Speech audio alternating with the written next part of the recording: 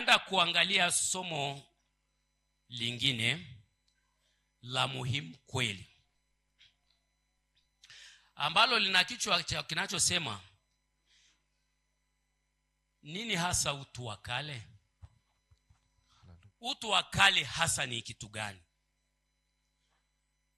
Wangapi wameshawahi kusikia utu wa kale? Wangapi hapa wameshawahi kusikia neno hili utu wa kale? Unaona hivyo wachache. Okay, ni wangapi hapa walishawahi kusikia mtu wa kale? Wangapi walishawahi kusikia Adamu wa kwanza? Wameongezeka. Wangapi wameshawahi kusikia mtu wa mwilini? Tunaenda kuangalia hasa huyu mtu wa kale anayeongelewa kwenye Biblia hasa ni nani? Ni kwa nini Mungu ana shida naye namna hii? Ni kwa nini huyu mtu wa kale Mungu ana shida naye namna hii? Na ni kwa nini ni adui mkubwa kabisa katika maisha yetu? Ni kwa nini ni lazima ashughulikiwe ipasavyo? Hivi alizaliwa wapi? Utu wa kale, huyu anaitwa utu wa kale, alizaliwa wapi? Haleluya. Haleluya kanisa. Kwa kweli ukienda vizuri na somo hili utakuwa kichaa kushughulika na kila kitu kinachohusiana na utu wa kale katika maisha yako.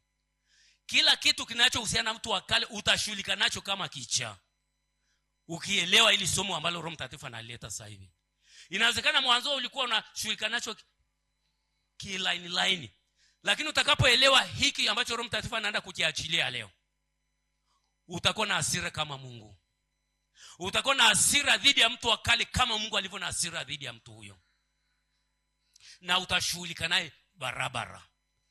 Haleluya. Kwa hiyo utu wa kale ana majina mengi. Utu wa kale wengine anaita ni utu wa Adam, wengine kwenye maeneo kwenye Biblia, lakini sehemu nyingine anaitwa utu wa dhambi kama mlishaona kwenye Biblia. Sehemu nyingine anaitwa utu wa mwilini. Sasa hizo tunazijua sana. Kuna majina mawili ambayo mtaenda kuongezewa katika hili somo la utu wa kale. Ni nani hasa? Kuna majina mawili mtaenda kuongezewa hapo. Roho Mtakatifu anataka kutuongezea majina mawili hapo, ambayo hayo ndio atakayokupa kuona waziwazi sasa, huyo mtu wa kale, huyo ndio tunacheza naye karibu namna hii, kumbe ndio huyu. Wangapi wako tayari? Haleluya. Hebu twende tukasome kitabu cha Mwanzo. Yaani huyu mtu wa kale anaanzia kule Mwanzo. Nitasoma mistari michache kama kujaribu kuweka utangulizi. Lengo ni kuona huyu mtu wa kale ni nani hasa. Mungu alikuwa ameshamuumba mtu. Kwa mfano tukija mstari wa mlango wa kwanza, takuwa na rukaruka lakini lengo ni upate tunakotirikia. Mlango wa kwanza Mwanzo hapo mstari wa 26 na 27. Neno la Mungu linasema hivi: Mungu akasema, na tumfanye mtu kwa mfano wetu, kwa sura yetu, wakatawale samaki wa baharini na ndege wa angani na wanyama na nchi yote pia na kila kiumbe kitambaacho nchini. 27. Mungu akaumba mtu kwa mfano wake, kwa mfano wa Mungu alimuumba, mwanamume na nani na mwanamke aliwaumba. Haleluya. Kwa tunaona wazo la kumuumba mtu lilikuwa la Mungu. Mpango wa kumuumba mtu ulikuwa ni wa Mungu. Na Mungu akasema kabisa huyo mtu atakuwaje. Akasema huyo mtu atakuwa na sura na mfano wa Mungu. Lakini Mungu akasisitiza zaidi eneo hili la mfano. Ile eneo la mfano Mungu alilisisitiza zaidi, kwa sababu ukiangalia mstari wa 27 anasema Mungu akawaumba mtu kwa mfano wake, kwa mfano wake, kwa mfano wa Mungu alimuumba mwanamume na mwanamke. Hili neno mfano wa Mungu limesisitizwa zaidi. Tunatirika, nimeanzia hapo ili tutirike vizuri. Haleluya. Baadaye Mungu wakati ulipofika, kwa sababu ukija mlango wa pili hapo, kama tungeenda mlango wa pili mstari ule wa 15,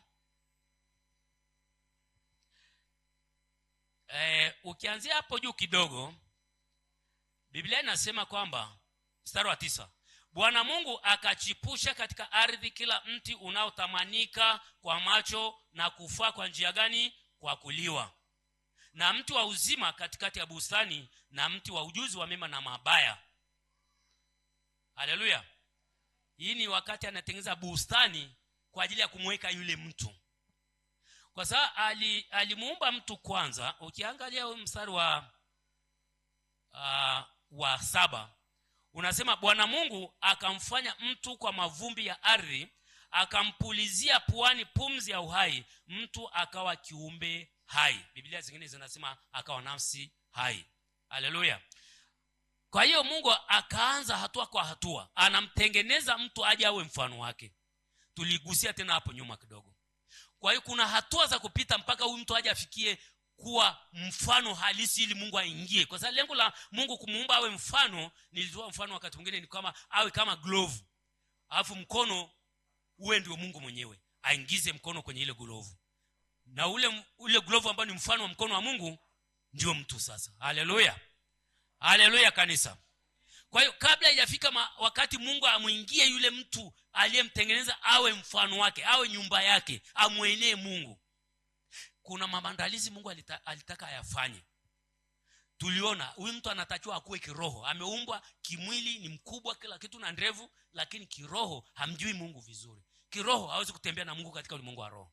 Kwa hiyo ilibidi Mungu aanze kumfundisha, atoe muda wa kujifunza, ajae maarifa ya kujua mapenzi yote ya Mungu, ajae ufahamu wa rohoni, ajae maarifa ya kimungu, kabla Mungu hajaingia ndani yake. Sasa aanze kuishi naye kama mfano. Haleluya! Sasa hapa ameshapanda bustani na ameshamwelekeza namna ya kuishi kwenye bustani. Mstari wa 15, Bwana Mungu akamtoa huyo mtu akamweka katika bustani ya Eden, ailime na kuitunza. Bwana Mungu akamwagiza huyo mtu akisema, matunda ya kila mti wa bustani waweza kufanya nini? Kula, lakini matunda ya mti wa ujuzi wa mema na mabaya usile, kwa maana siku utakapokula matunda ya mti huo utakufa hakika. Haleluya! Kwa hiyo wakati Mungu anapanda hii bustani pale juu, amesema miti yote aliyoweka kwenye ile bustani inavutia macho, lakini pia inafaa kwa kuliwa. Ni pamoja na mti wa matunda ya mema na mabaya. Biblia inasema ulikuwa unafaa kwa kuliwa. Kwa hiyo Mungu hakumwambia asile kwa sababu haufai kuliwa, ila ni utaratibu wa Mungu kwamba asile matunda katika ule mti. Mungu amempa utaratibu kwamba matunda ya miti yote, lakini mti wa mema na mabaya asile. Si kwa sababu ulikuwa sumu. Mungu asingeweza kuweka mti wa sumu kule wakati anatengeneza bustani ya mpendaye. Bwana Yesu asifiwe. Na hata hivyo Biblia imesema kwamba miti yote aliyoipanda Mungu pale ilikuwa inavutia macho na ilikuwa inafaa kwa kuliwa, lakini Mungu kwa sababu zake za kiungu alimwambia matunda mti huu usile. Haleluya! Haleluya kanisa la Mungu. Sasa hebu tusogee hapa. Mungu ameshapiga hatua huyu mtu mpaka mwanamke akaumbwa, akawa na mke tayari, wanaendelea. Sasa huko usipiti kwa sababu kuna mahali naenda. Hebu tuende mlango wa 3. Adam ameshapewa mke, na Adam akafanya kazi ya kumfundisha yule mke mambo ambayo Mungu amemwambia. Akamwambia kila kitu ambacho Mungu alimwambia, akamweleza yule mwanamke. Sasa mlango wa 3 mstari wa kwanza tunaona nyoka bustanini. Nyoka kumbe alikuwepo wakati Mungu anaumba. Nyoka yupo, na nyoka tunajua ni mnyama alikuwepo, lakini Ibilisi akaja akavaa kile kiwiliwili cha nyoka, akaanza kufanya kazi ya uharibifu. Sasa mstari wa kwanza unasema hivi: basi nyoka alikuwa mwerevu kuliko wanyama wote wa mwitu aliowafanya Bwana Mungu. akamwambia mwanamke, ati hivi ndivyo alivyosema Mungu, msile matunda ya miti yote ya bustani. Kwa hiyo Ibilisi kwa kiwiliwili cha nyoka anatafuta engo ya kumuingia mwanadamu. Anatafuta engo ya kumuingia mwanadamu. Anajua nikimuingia kienyeji simpati.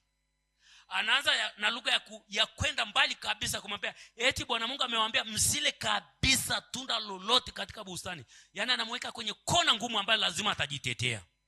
Haleluya.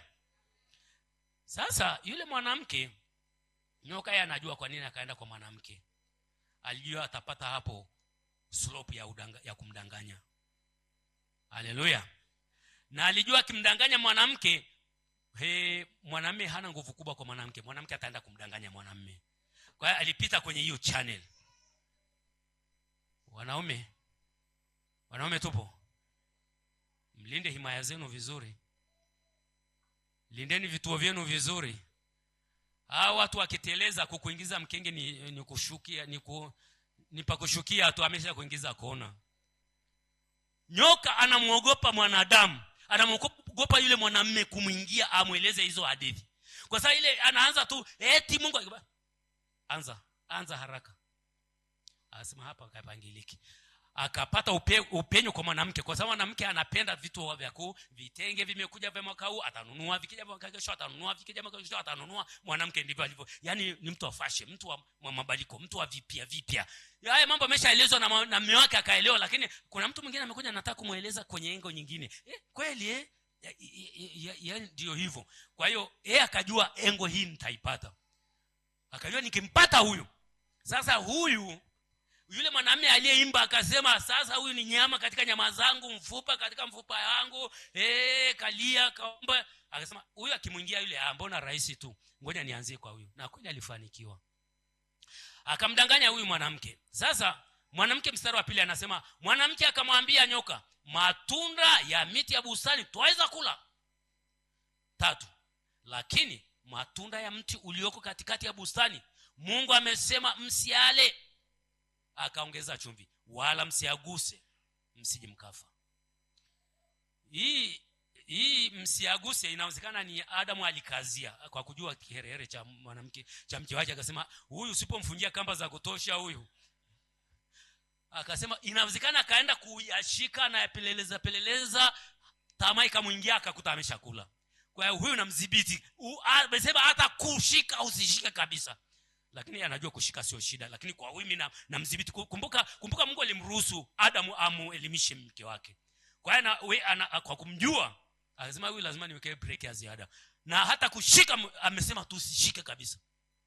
Akijua sasa kwamba nimeweka ribbit. Sasa akasema msiale wala msiaguse msije mkafa.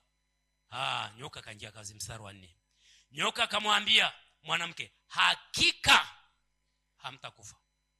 Mungu amesema hakika mtakufa. Yeye akasema hakika hamtakufa.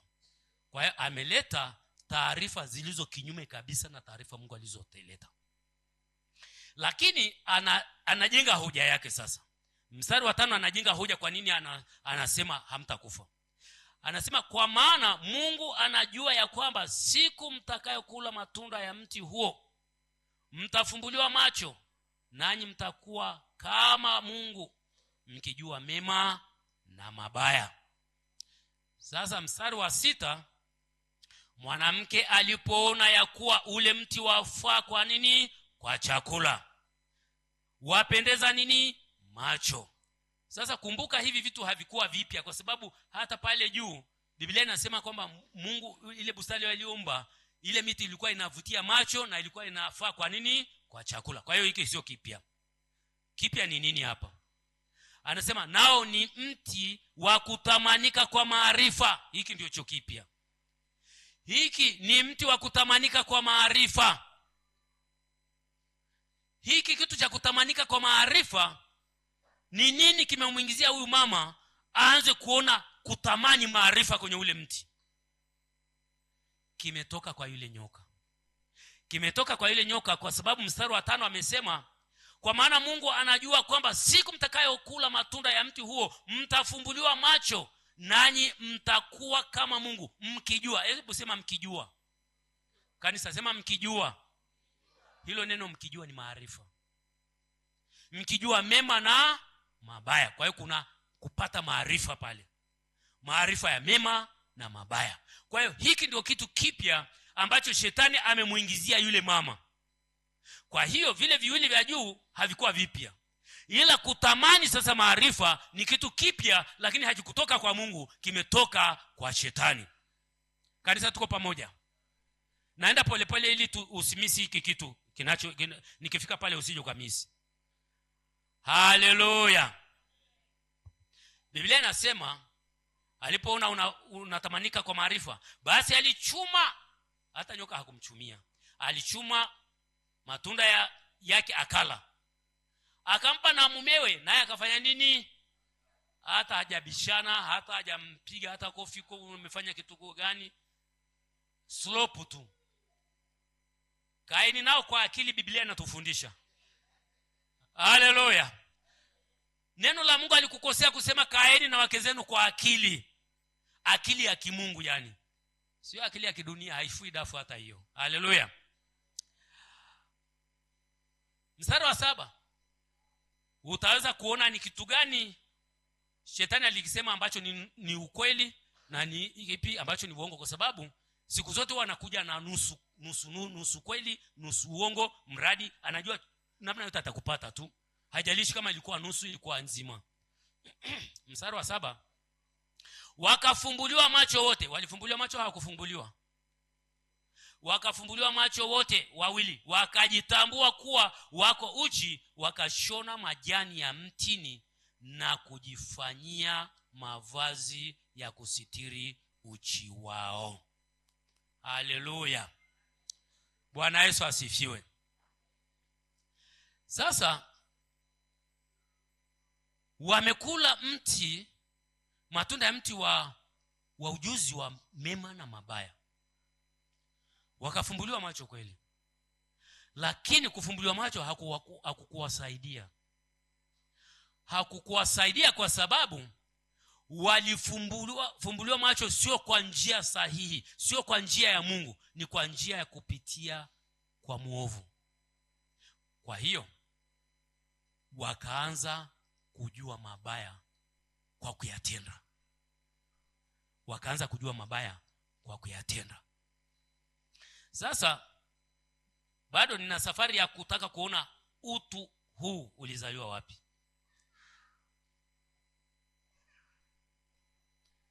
Mstari ule unaofuata, mstari wa 8. Kisha wakasikia sauti ya Bwana Mungu akitembea bustanini wakati wa jua kupunga. Adam na mkewe wakajificha katika miti ya bustani, Bwana Mungu asiwaone. Bwana Mungu akamuita Adam, akamwambia, uko wapi? Akasema, nilisikia sauti yako bustanini, nikaogopa, kwa kuwa mimi ni uchi, nikajificha. Akasema, ni nani aliyekuambia ya kuwa uchi? Je, umekula matunda ya mti niliyokuagiza usiale? Adamu akaanza ngonjera pale, huyu mwanamke uliyenipa awe pamoja nami ndiye anayehusika na tatizo hili, ndiye aliyenipa matunda ya mti huo nikala. Kwa kesi zikaanza pale.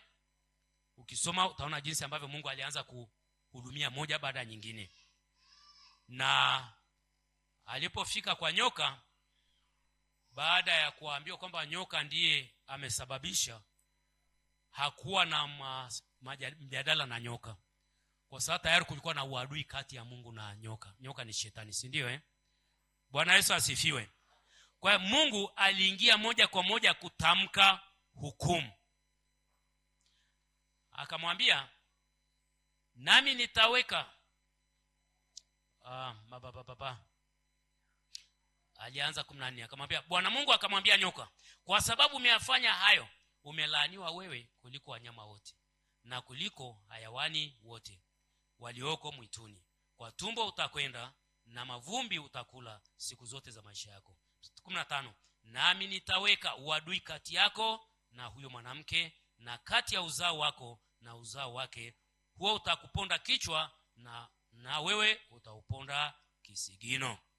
Haleluya, haleluya, kanisa la Mungu. Sasa nataka tuone kitu fulani hapa. Hebu turudi kidogo pale ambapo nyoka alimwambia, mstari wa 5.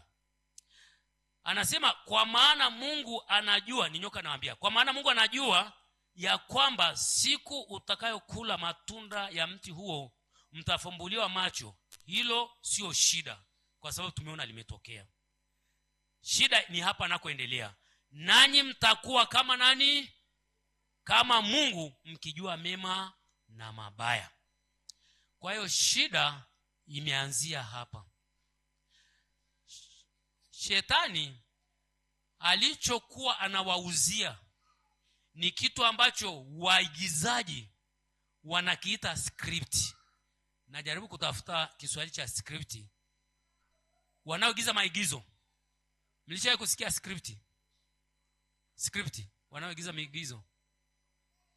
Yaani ni kitu fulani unaandikiwa ambacho utakikariri. Hata maigizo mnafanya. Mnaandikiwa, unakikariri, alafu usomi tena, lakini unafanya kama ulivyo, lakini kuna mtu alikuandikia ile igizo. Si ndio jamani? Sasa ile inaitwa script. Inaitwa ni andiko la ule mchezo. Ukitaka upate kitu kile kile, unafuata andiko lile lile linavyosema. Kwa hiyo shetani alipata wapi hii lugha ya kumwambia ya kwamba nanyi mtakuwa kama Mungu mkijua mema na mabaya? Shetani alipata wapi hii lugha? Ndiko shida kubwa ilikotokea. Alipata wapi hii lugha? Hebu tufungue kitabu cha Isaya tukaone shida ilikoanzia. Isaya 14.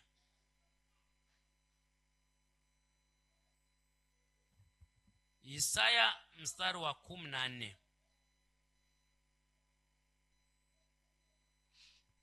Haleluya. Kanisa la Mungu, tuko pamoja? Mbona hamuitiki? Nitaanzia mstari wa 12, Isaya mlango wa 14.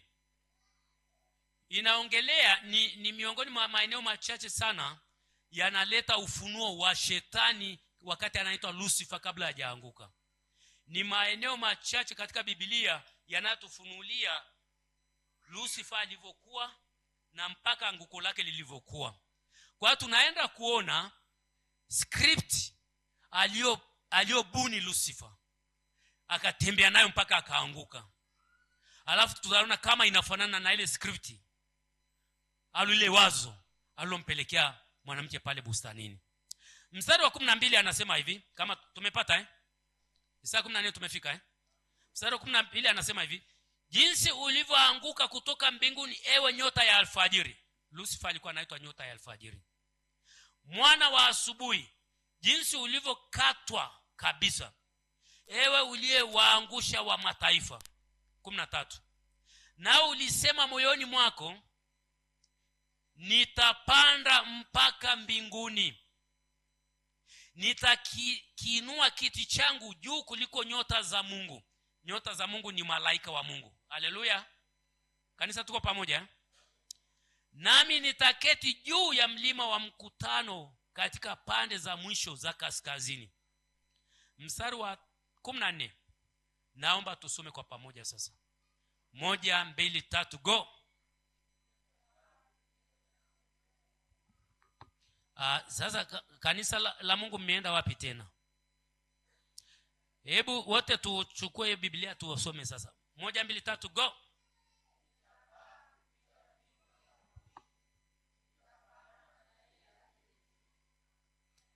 Haleluya. Hilo neno nitafanana naye aliye juu ndio neno linalosema nitakuwa kama Mungu. Nitakuwa kama yeye aliye juu. Huyo aliye juu si Mungu mwenyewe? Anasema nitakuwa kama Mungu. Hebu nijaribu kuangalia Biblia chache za Kiswahili cha karibuni nione ni wapi ataweka vizuri. Biblia ya Kiswahili cha kisasa, mnisikilize watumishi wa Mungu. Anasema nitapanda vilele vya mawingu, nitajifanya kuwa sawa na Mungu mkuu. Nitajifanya kuwa nini? Sawa na Mungu mkuu. Kwa hiyo anataka kuwa kama Mungu mkuu. Manake anataka naye kuwa Mungu wawe sambamba. Anataka kuwa mpinzani. Kanisa la Mungu, tuko pamoja?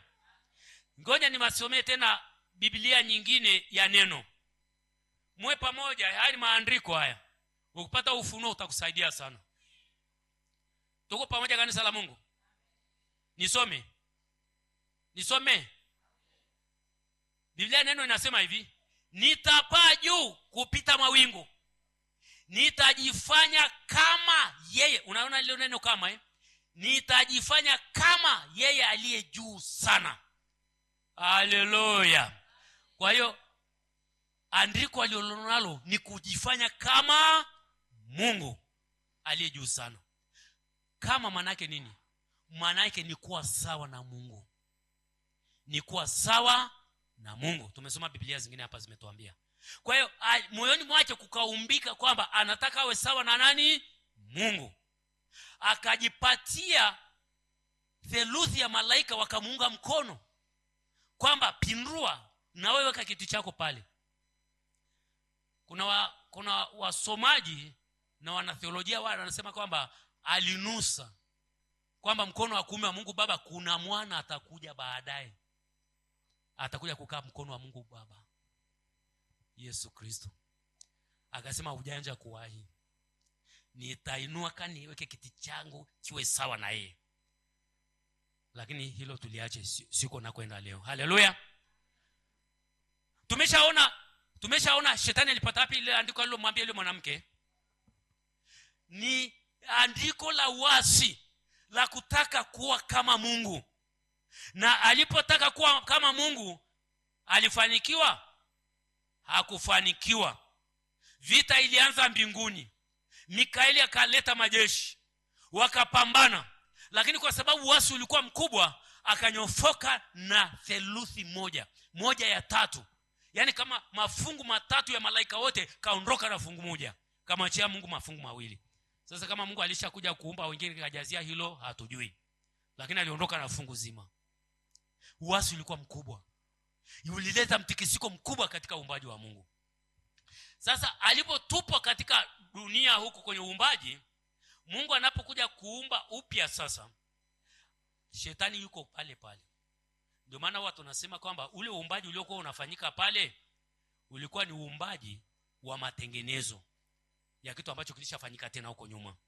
Ndio maana shetani alikuwa pale. Kwa wakati Mungu anaumba kila kitu, shetani alikuwa pale. Kwa hiyo tukirudi pale mwanzo, pale tulikosoma mlango wa 3, tunaona anasema nanyi mtakuwa kama Mungu mkijua mema na mabaya. Bwana Yesu asifiwe. Bwana asifiwe kanisa. Hapa tunaona namuuzia mwanadamu, wewe si umeumba, kwa sababu yeye anajua kilichotokea. Huyu ameumbwa awe mfano wa Mungu ili asiishi maisha yake mwenyewe. Mungu aje aingie ndani yake, aishi maisha ya Mungu. Mungu aende na ratiba zake, yeye awe chombo. Si ndivyo alivyoumbwa? Kanisa la Mungu, si ndivyo alivyoumbwa mtu? Si umeumbwa uwe chombo? Mungu aishi ndani yako, akuongoze, yeye atende kazi zake. Lakini anamwambia hapana, usikubaliane na hicho kitu. Na wewe unaweza ukawa kama Mungu, ukafanya mambo yako mwenyewe. Sasa nataka kanisa la Mungu tusikilizane. Hili neno kuhusu kujua mema na mabaya, ndio nataka tupaelewane hapo. Nini maana ya kujua mema na mabaya? Kujua mema na mabaya ni usemi wa Kiyahudi. Ni zile semi za Kiyahudi zilizofanana na nahau. Ni semi za Kiyahudi zilizofanana na nahau. Nitakutolea mfano wa semi za Kiyahudi chache ili ndapo kueleza maana ya huu usemi wa kujua mema na mabaya uweze kunielewa vizuri. Haleluya. Haleluya. Umeshasikia usemi wa Kiyahudi unasema alfa na omega, kwamba Mungu ni alfa na omega. Usije ukafikiri huo usemi ulianza kwa sababu baada ya kumjua Mungu. Huo usemi ulikuwepo.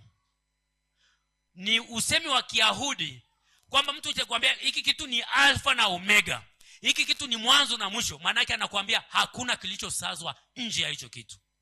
Yaani huwezi kupata kitu kipya usikipate ndani ya hicho kitu. Kwa hiyo badala ya kujieleza kusema kwamba Bwana ukitaka kwenda huko bado utamkuta, ukitaka kwenda kule bado utamkuta, ukitaka kwenda juu sana bado utamkuta, ukitaka kwenda chini sana bado utamkuta, ukitaka vikubwa sana utamkuta. Badala ya kujieleza maneno mengi namna hiyo, anasema hapa ni alfa na omega. Yaani maana yake ameyafunga yote kwenye fungu moja. Haleluya. Haleluya. Nikutolee mfano mwingine. Mlishasikia usemi ulioko kwenye Biblia unasema kwamba kujua kutoka na kuingia. Mungu akubariki kutoka kwako, Mungu akubariki na kuingia kwako. Mlishawahi kusikia? Kwa mfano mtumishi wa Mungu Solomon au Suleiman wakati anaomba akasema, wakati anamuomba Mungu akasema, mtumishi wako sijui namna ya kuingia na kutoka mbele za watu wako wengi hawa. Ni usemi wa Kiyahudi wenye maana hii kwamba sina ufahamu wa namna kuenenda katika maisha. Sijui namna kuenenda katika maisha. Sijui nitaenendaje kwenye maisha. Sijui namna kuendesha maisha. Sijui namna kuingia na kutoka. Sijui namna kufanya mambo yote yanayohusikana na maisha. Haleluya, kanisa la Mungu. Sasa turudi kwenye usemi unaosema mema na mabaya. Huu usemi wa Kiyahudi unaosema mema na mabaya ni usemi wenye maana ya kwamba mtu ana maarifa toshelevu, hahitaji mtu wa kumsaidia kufanya maamuzi. Anapofanya maamuzi kwenye maisha yake, ataweza kuyafanya maamuzi sahihi kwa sababu anajua mema na mabaya. Haleluya. Kwa mtu akikwambia mimi najua mema na mabaya, maana yake hahitaji uongozi wako. Hahitaji uongozi wako kwa sababu anaweza akafanya maamuzi yakawa sahihi, kwa sababu kama haya maamuzi yataenda kuubayani, tayari anajua mema na mabaya, kwa hiyo hata upeleka kama ni mazuri. Kwa hiyo yeye anajitosheleza. Kanisa la Mungu tunaelewana? Kanisa la Mungu tuko pamoja? Kwa hiyo maana yake ni nini sasa?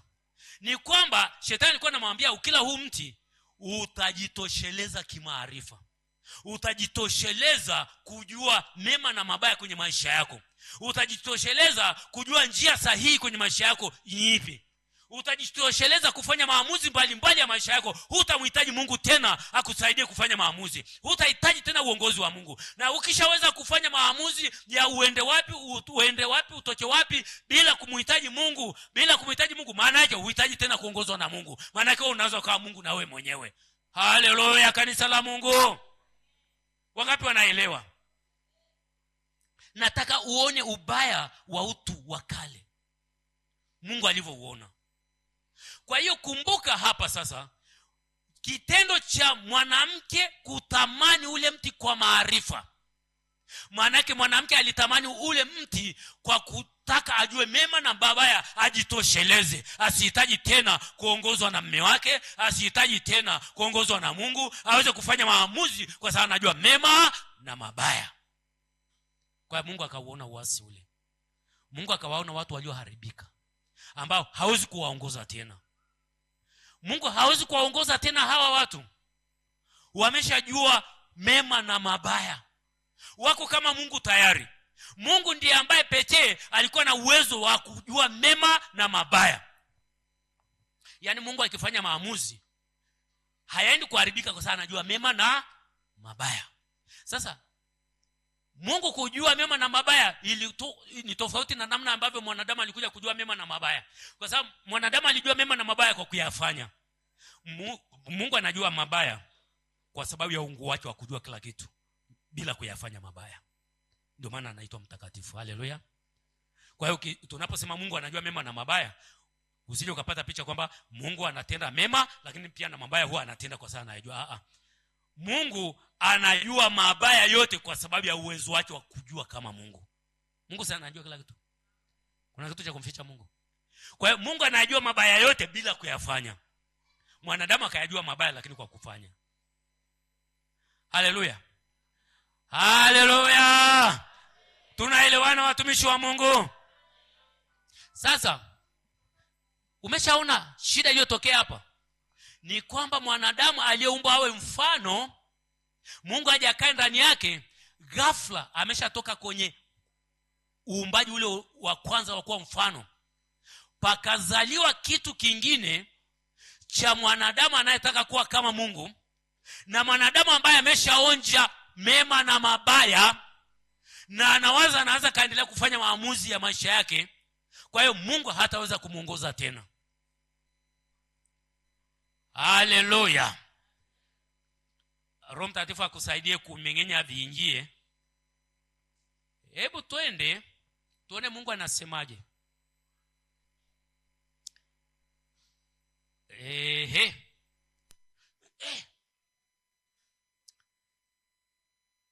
Kuna kitu kimezaliwa sasa hapa. Mstari wa 15 mlango wa 3.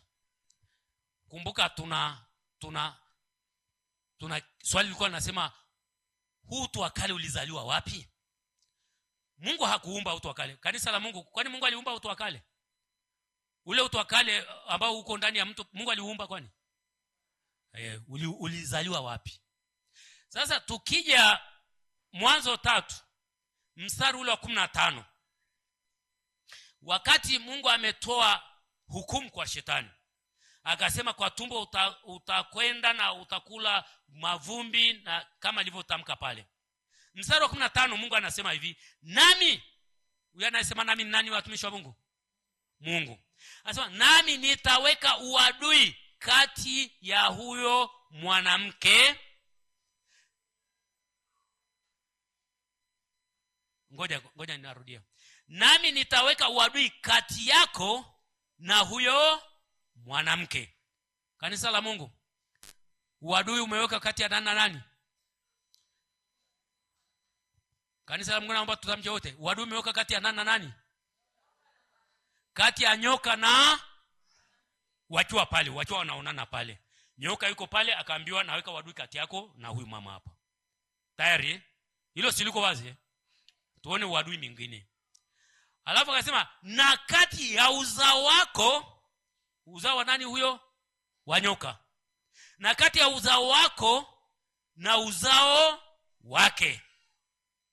Kwa hiyo tunaona uadui mwingine umewekwa kati ya uzao wa nyoka na uzao wa nani? Kanisa la Mungu, tuende pamoja katika jina la Yesu.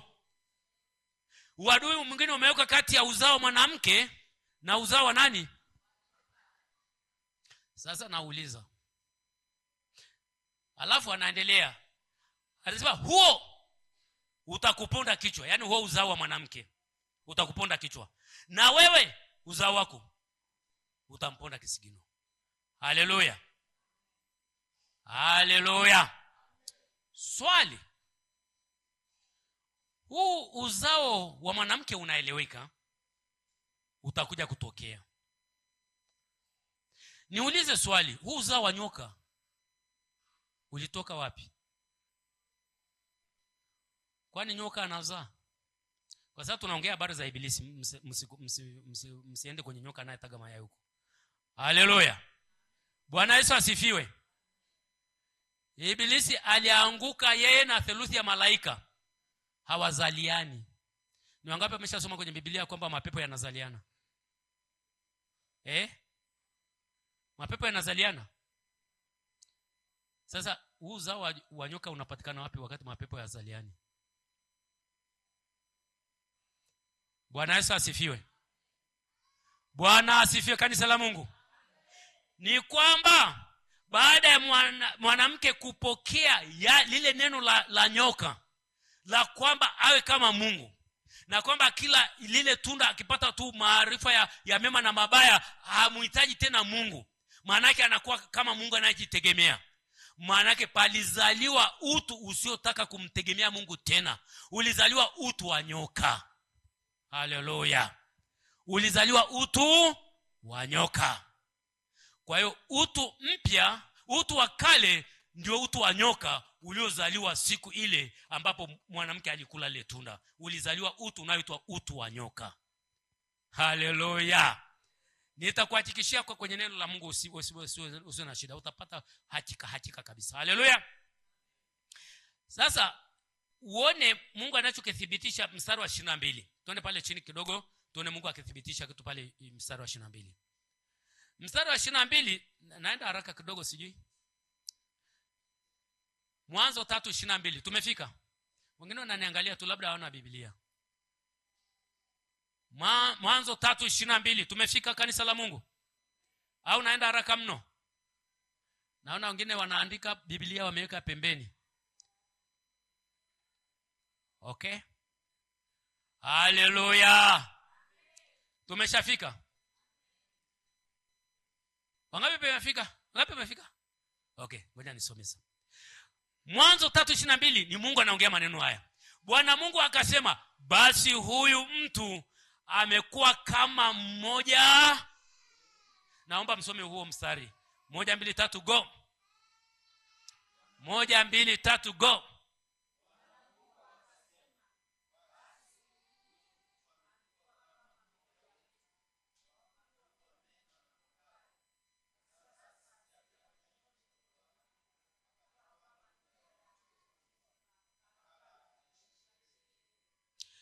Naomba niulize swali.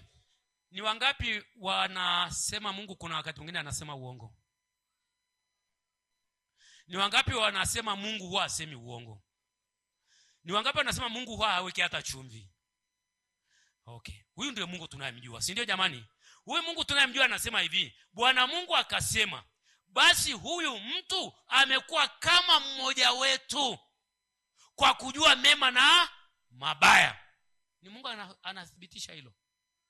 Anasema huyu mtu ameshakuwa kama mmoja wetu kwa kujua mema na mabaya. Kwa lugha nyingine, kwa kuweza kujiongoza mwenyewe, kwa kuweza kufanya maamuzi ya maisha yake mwenyewe bila kuhitaji tena sisi tumsaidie kumuongoza. Ndicho anachokisema Mungu hapo. Kwa sababu unajua kani Mungu akasema amekuwa kama mmoja wetu? Kanisa la Mungu mnasikia? Kwa nini Mungu akasema amekuwa kama mmoja wetu? Kwa sababu Mungu hahitaji wewe muongoze. Mungu hahitaji muongozo wa mtu yote. Mungu hahitaji ushauri wa mtu yote. Kuna mtu alimshauri Mungu namna ya kuumba ulimwengu? Kuna mtu huwa anamshauri Mungu kwa chochote kile? Biblia inasema Mungu hahitaji mshauri. Wala hakuna aliyemkopesha Mungu kitu afa atamdai amrudishie. Mungu anajitosheleza. Hebu sema Mungu anajitosheleza. Kwa hiyo kama Mungu anavyojitosheleza, akasema na huyu mtu amekuwa kama mmoja wetu kwa kujitosheleza, kwa kujua mema na mabaya. Hakusema maeneo mengine. Hakusema maeneo ya kwamba ana nguvu kama sisi. Hakusema maeneo mengine kwamba ana hekima kama sisi. Hakusema maeneo mengine kwamba anaweza kuona kila mahali kama sisi. Hakusema maeneo mengine kwamba Mungu anaweza kuwa mahali popote kwa wakati wote kama sisi. Alisema eneo moja tu, amekuwa kama sisi kwenye eneo la kujua mema na mabaya. Lazima ujue ni eneo moja tu liliangaliwa. Na hilo eneo moja tu lilitosha kumtoa mwanadamu asiwe tena yule aliyetakiwa kuwa. Kwa hiyo Mungu anamuona mpinzani wake amesimama pale badala ya mwanadamu aliyemuumba sura na mfano wake. Anamuona mpinzani sasa. Na shida ya huyu mpinzani ni ule uzao wa nyoka ulio ndani yake. Tumeona pale nyuma kwamba nyoka siku ile alizaa. Kwa hiyo Mungu akiangalia anaona utu wa nyoka ukiwa ndani ya yule mtu. Anaona uzao wa nyoka ukiwa ule mtu. Ni kama nyoka anamngonga. Ni kama nyoka anamngonga, Mungu anasema, angalia huyo sasa, mtu wako si huyo hapo. Kama nyoka anamngonga kwamba angalia sasa mtu wako huyo bwana. Kumbe Mungu akiangalia anaona uzao wa nyoka huko mle ndani. Anasema sitangongwa namna hii. Lakini Mungu ni mwenye hekima. Haleluya. Hebu tumadhimishe Mungu wetu mwenye hekima. Haleluya. Kwa sababu Mungu akasemaje? Akasema sasa Mungu anafanya maamuzi. Asije akanyoosha mkono wake akatoa matunda ya mti wa uzima akala akaishi milele. Kwa hiyo Bwana Mungu akamtoa katika bustani ya Eden. Kwa lile tendo la kumfukuza kwenye bustani ya Eden lilikuwa ni tendo la rehema. Hebu sema rehema. Ni rehema kwa sababu Mungu aliangalia akaona uwezekano wa kumuua yule uzao wa nyoka. Mungu aliangalia akaona uwezekano wa kumuua ule uzao wa nyoka. Lakini akaona hatari iliyopo kama ule uzao wa nyoka ukiruhusiwa kula tunda la uzima wa milele, hauwezi kuuawa tena. Kanisa la Mungu tuko pamoja. Ni gumu kidogo hili. Ni mifupa si gani mifupa migumu zaidi. Lakini Roho Mtakatifu sana uwezo wa kulainisha. Haleluya. Haleluya kanisa la Mungu. Kwa hiyo Mungu anaangalia, anasema nikiangalia kweli kuna uzao wa nyoka, lakini nikiangalia bado hajala ili tunda la uzima milele. Kwa kuna uwezekano wa kuangamiza huu uzao wa nyoka, lakini ili iwezekane tumzuie asile tunda la kuishi milele. Kanisa la Mungu tuko pamoja. Kwa hiyo Mungu kwa rehema anasema tumtoe haraka, tuweke na ulinzi asije akalila, ili iwezekane kuja kushughulika na huo uzao wa nyoka baadaye. Lakini kama Mungu angeachia yule kitu ambacho nyoka angekifanya kwa bidii, angemsukuma haraka kale ile tunda la uzima, akisha lila hafi tena. Unajua kama hafi nini kitatokea? Ibilisi angekuwa amepata bingo. Atakuwa amepata bingo kwa sababu angekuwa anazama shetani sasa. Kwa sababu angekuwa wanazaliana mashetani ambao hawafi. Si Mungu alishampa mwanamume na mwanamke uwezo wa kuzaa. Kila wakizaa wanazama shetani sasa na hawafi kwa sababu ameshakula ile tunda la uzima. Kwa Mungu ni mwenye hekima, akawazuia wasile kule ili aanze mkakati wa kuja kuua uzao wa nyoka. Haleluya. Nataka kabla tujamaliza niwahakikishie kwamba huu tu uliozaliwa ndani ya yule mwanadamu ni uzao wa nyoka. Niwahakikishie kwa sababu hili ni neno la Mungu, lazima niwahakikishie kila mahali. Haleluya. Haleluya. Nitawaonyesha majina mawili ya utu wa kale. La kwanza nimeshakwambia ni uzao wa nyoka. Naenda kukuonyesha. Na la pili nitakuonyesha mbele ya safari. Hebu twende kitabu cha Mathayo. Tunaenda Agano Jipya sasa. Twende kitabu cha Mathayo mtakatifu mlango wa 3. Sasa kitabu hiki hapa nakwenda kusoma ili kunirahisishia mwalimu. Uzao wa mwanamke si tunaufahamu. Uzao wa mwanamke uliokuja kuzaliwa si tunaufahamu. Uzao wa mwanamke ni nani? Yesu Kristo ndio uzao wa nani? Wa mwanamke. Sasa ndio uliokuwa unasubiriwa. Sasa akaja nabii wa kwanza baada ya miaka 400 mizima ya ukimya. Unajua baada ya kitabu cha Malaki Biblia inasema kuliingia kipindi cha ukimya. Mbingu zilinyamaza. Mungu haongei chochote. Wanadamu wanamtafuta Mungu, hawamsikii. Wakaenda na wakawaganga, wakaenda na kwenye masanamu, kukaingia imani nyingi chafu kipindi cha miaka 400. Mungu amenyamaza, anasubiri ratiba ya kumleta mzao mwanamke. Haleluya. Haleluya kanisa. Wakati ulipowadia akamtanguliza nabii wa kwanza baada ya miaka 400. Huyo nabii alikuwa anaitwa Yohana Mbatizaji. Wachache kuna wengi hawajui kwamba Yohana Mbatizaji alikuwa nabii. Alikuwa ni nabii. Haleluya. Alikuwa nabii. Sasa yule nabii aliyekuja kutengeneza njia ya mzao wa mwanamke akatoa neno la kinabii. Tuko pamoja Yule nabii aliyetuma kuandaa njia ya ya uzao wa mwanamke Yesu akatoa neno la kinabii. Hebu tufungue mlango wa 3 Mathayo tayari mstari wa 7. Tunaanza kusoma kwa pamoja. Yohana Mbatizaji anabatiza. Mstari wa 5, ndipo walipomwendea wa Yerusalemu na wa Yudea wote na nchi zote za kando kando ya Yordani, naye akawabatiza katika mto wa Yordani, huku wakiziungama dhambi zao. Kwa hiyo ilikuwa ni ubatizo wa toba, wa kuziungama dhambi. Kuna siku tutakuja kuona ni kwa nini Yesu naye alienda kuungama dhambi, kwa sababu naye alienda kubatizwa, lakini hilo ni somo la pembeni. Haleluya. Sasa mstari wa 7 naomba tusome kwa pamoja sasa. 1 2 3 go.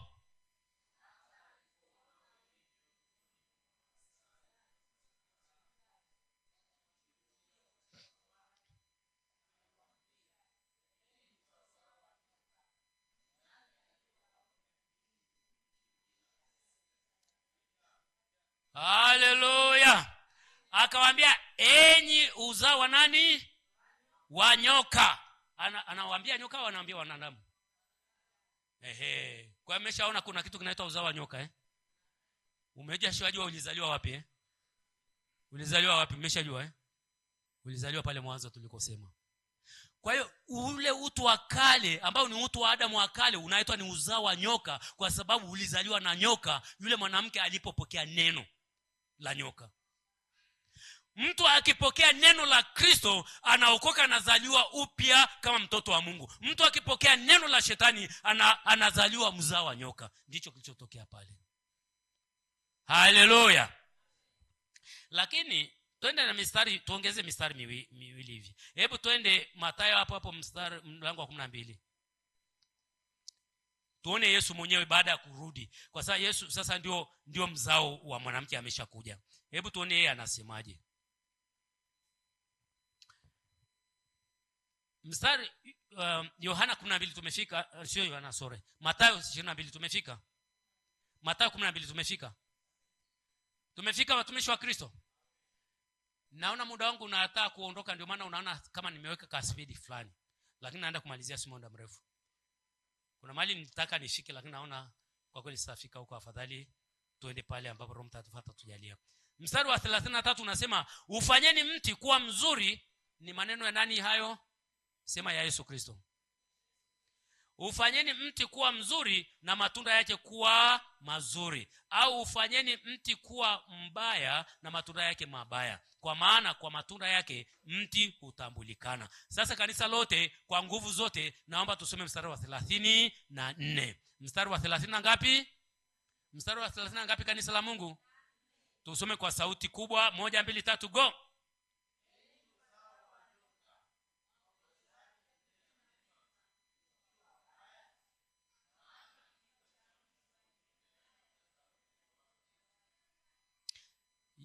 Yesu anaowaita Yesu uzao wa nyoka ni nyoka pale, au ni watu gani hao? Ni Wayahudi, taifa teule la Mungu. Kuwa taifa teule hakukuondoa ule uzao wa nyoka ndani, kwa sababu kulikuwa na utaratibu wa kuja kuua huo uzao wa nyoka. Na huyu mzao mwanamke uliokuja ndio unaokuja kushughulika kuponda kichwa cha mzao wa nyoka. Haleluya. Kwa hiyo sasa Yesu mwenyewe anawaambia nyie ni uzao wa nyoka. Kwa lugha nyingine nyoka ndio baba yenu. Sijui mnanielewa. Kwa lugha nyingine nyoka ndio baba, ndio aliwazaa. Ni watoto wa nyoka, ni watoto wa ibilisi. Sasa unaanza kuelewa kwa nini Mungu anachukia utu wa kale. Kwa sababu utu wa kale ni mtoto wa shetani, ni mtoto wa ibilisi, ni mtoto wa nyoka. Mungu atakaaje na mtoto wa nyoka sehemu moja, wakati nyoka ni ibilisi, adui mkuu wa Mungu? Haleluya. Hebu tuende Yohana tumuone lakini ngoja nisiende haraka. Hebu tuone tena ushahidi mwingine. Hebu tuende Mathayo hiyo 22. Sasa tunaenda Mathayo 22. Mathayo 22, msome haraka haraka. Ni mstari gani tena ule jamani? Ni 23 sio 22. Tumefika.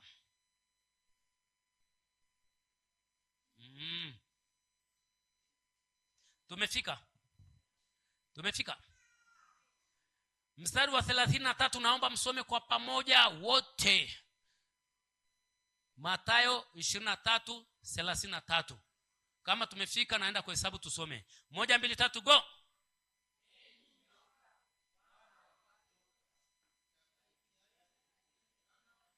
Unaona muhuri aliogonga wa nguvu hapo? Kasema sasa enyi nyoka. Yaani wameshakuwa wakali kuliko baba yao, mpaka wenyewe anawaita nyie ndio nyoka wenyewe kabisa. Na haikutosha kuwaita enyi nyoka, kawaambia enyi majoka kabisa. Yaani mmevuka kiwango cha kuwa nyoka, mmekuwa majoka. Eti ni majoka ilikuwa anawaambia huko maporini, au ni watu? Kwa tumeshaona uzao wa nyoka umetoka wapi?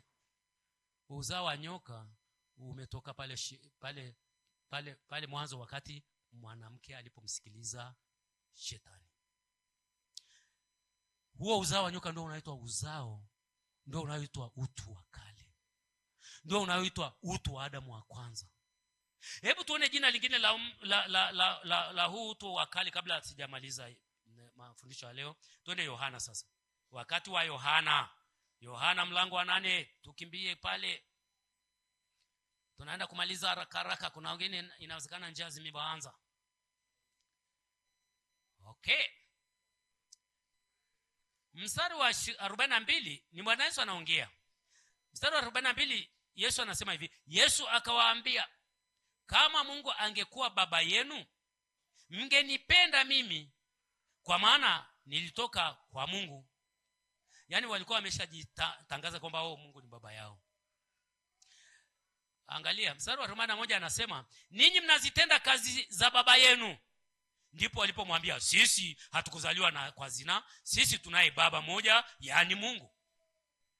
Yesu akawaambia, kama Mungu angekuwa baba yenu, mngenipenda mimi, kwa maana nilitoka kwa Mungu, nami nimekuja, wala sikuja kwa nafsi yangu, bali yeye ndiye aliyenituma. Mbona hamyafahamu hayo niyasemayo?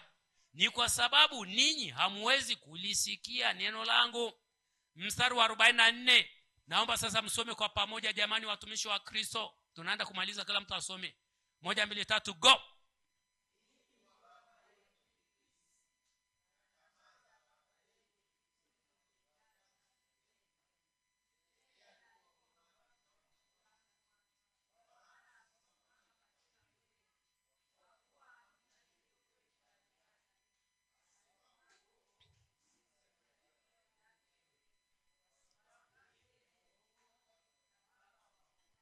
Haleluya. Kwa hiyo Yesu ameshanyambulisha zaidi kutoka kwenye kusema kwamba niye ni uzao wa nyoka, niye baba yenu ni nyoka. Amefafanua zaidi akasema, niye baba yenu ni nani? Kwa kama baba yao ni ibilisi, wao ni wana wa nani? Ni utu gani huo? Utu wa kale. Hebu tukamalizie basi hapa vizuri kwa hiyo umeshaona majina mawili ya utu wa kale. Ni uzao wa nyoka na uzao wa nani? Wa ibilisi.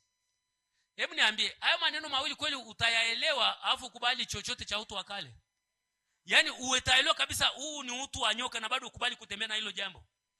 Utaelewa hili jambo kweli ni la mwana wa shetani na kweli uendelee kuliendelea nalo na huko umeokoka? Utakubali? Eti niambie utakubali? Hebu mgeuke mwenzako mwambie utakubali. Amekwambia atakubali, atakataa? Okay, hebu tuende tukamalizie na waraka wa kwanza wa Yohana mlango wa 3.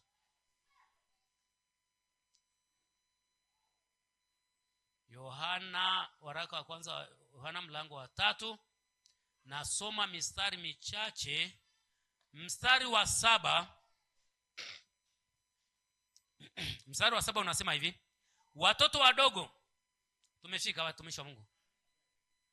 Watoto wadogo, mtu na asiwadanganye, atendaye haki ana haki kama yalivyo na haki. Mstari wa 8, atendaye dhambi ni wa nani? Wa ibilisi, kwa kuwa ibilisi hutenda dhambi tangu mwanzo. Kwa kusudi hili mwana wa Mungu alidhihirishwa ili azivunje kazi za ibilisi. Mstari wa 9, kila mtu aliyezaliwa na Mungu hatendi nini? Dhambi, kwa sababu uzao wake wakaa ndani yake, wala hawezi kutenda dhambi kwa sababu amezaliwa kutokana na nani? Hivi, lakini yoyote asiyetenda mambo maadilifu au asiyependa ndugu yake, huyo sio mtoto wa Mungu. Hiyo ndiyo tofauti iliyoko kati ya watoto wa Mungu na watoto wa ibilisi. Anasema kwa jinsi, yani namna gani utaweza kutofautisha watoto wa Mungu na watoto wa nani? Wa ibilisi. Anakuambia namna ya kutofautisha. Anasema kwa jinsi hii tunaweza kujua dhahiri watoto wa Mungu na pia watoto wa ibilisi. Yeyote asiyetenda haki hatokani na Mungu. Kwa hiyo kwa lugha nyingine anatuambia namna tu ya kujua mtoto wa Mungu au mtoto wa ibilisi ni hii. Ukiona mtu anatenda dhambi kwa kwenda mbele, huyo ni mtoto wa nani? Ukiona mtu anatenda haki kwa kwenda mbele, huyo ni mtoto wa nani? Kwa hiyo, na tumeambiwa kinachotenda dhambi ni nini? Ni utu upi unaotenda dhambi? Ni utu mpya, utu wa kale. Hebu simama pale ulipo. Haleluya.